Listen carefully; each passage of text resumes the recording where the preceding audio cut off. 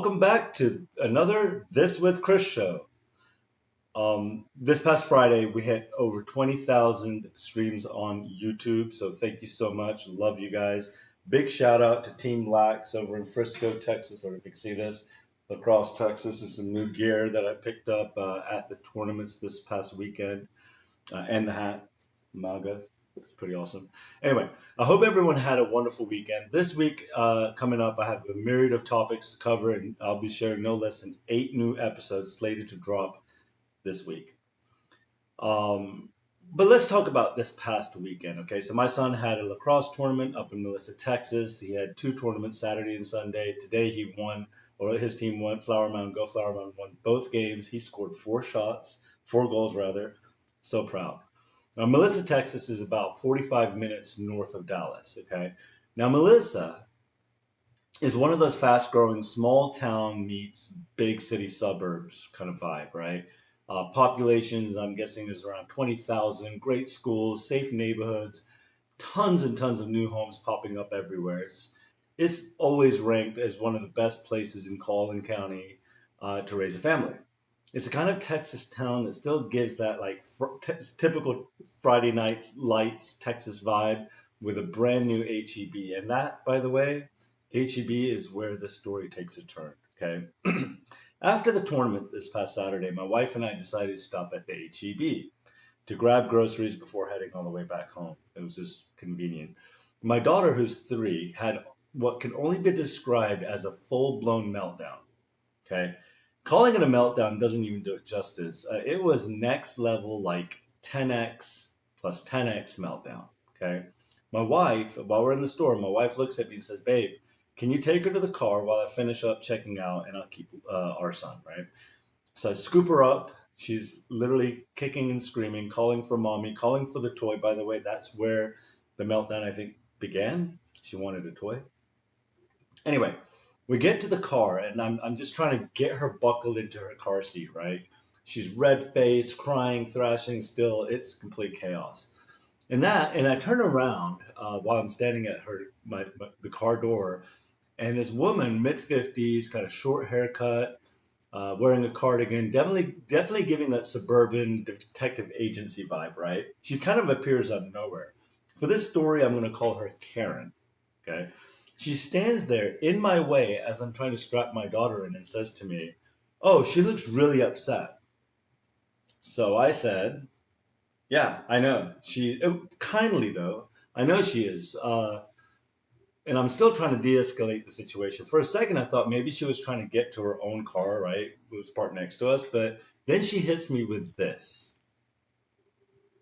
Ready for this? She says, "Is she even yours? Did you kidnap her? Because she doesn't look anything like you." Yeah, that one hit, right? Because it wasn't concern, it was accusation. It was judgment, right? I want to say racism disguised as vigilance. I looked at her and said, "Listen, lady, unless you're here to help me, right? Help me calm her down, which by a question I don't think you are, please mind your business and get lost." That's what I said to her. So she doubles down and says, "Is she yours?" So I shot back, "Is she yours?" And I point at the little girl that's standing with her, maybe a granddaughter or her daughter, I don't know. And then she says to me, "I'm calling the cops." So I said, "Good. Maybe they can help calm her down." She didn't quite like that response. So she kind of stormed off. Her car was like literally 2 rows over. She gets into a car. And as she pulled out, I couldn't help but notice, you guys, the Biden Harris bumper sticker that was on her car. Maybe that was nothing. Maybe it explained literally everything. Okay. Now, look, I get it. There are real cases of trafficking and child abductions, right? People should 1000% be aware. But awareness and accusation are 2 different things. Her comment wasn't about protecting a child. It was about profiling me as a father who didn't look like his daughter. Because in that moment, she didn't see a dad comforting or trying to like calm down his daughter after a wild tantrum. She saw a brown man with a crying white child. And her bias filled in the rest of that story, right? And that's the kind of racism that, that's not always headline worthy, but it is the kind that stings. It's subtle, right? It's condescending and it hides behind concern. I walked away from that moment, right? Kind of shaken. I called my wife. I was like, you better get out here. They're about to call the cops on me because they think I've kidnapped this child, right? But also it was reflective, right? Because it reminded me that as much as we've progressed as a society, as much as people claim to be open minded, racism isn't always loud. Sometimes it's quiet. It's a look, it's a question. If she doesn't look like you question. And the irony, right? The same people, based on her bumper sticker, right, who preach tolerance and equality, sometimes they're the first to weaponize that perception when it's convenient for them. I don't hate that woman. I actually pray for her, okay?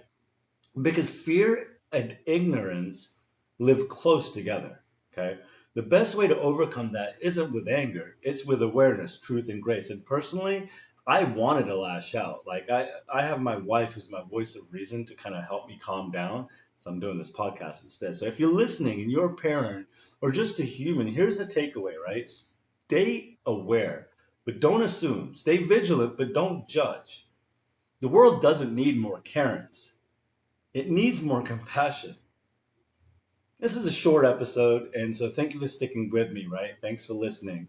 If this episode hits home, share it with someone who needs to hear it, okay? You can find This with Krish on Spotify, YouTube, and pretty soon everywhere else, right, that you get your podcast. Don't forget to subscribe, leave a review, and join this conversation online. See you next time. Love y'all.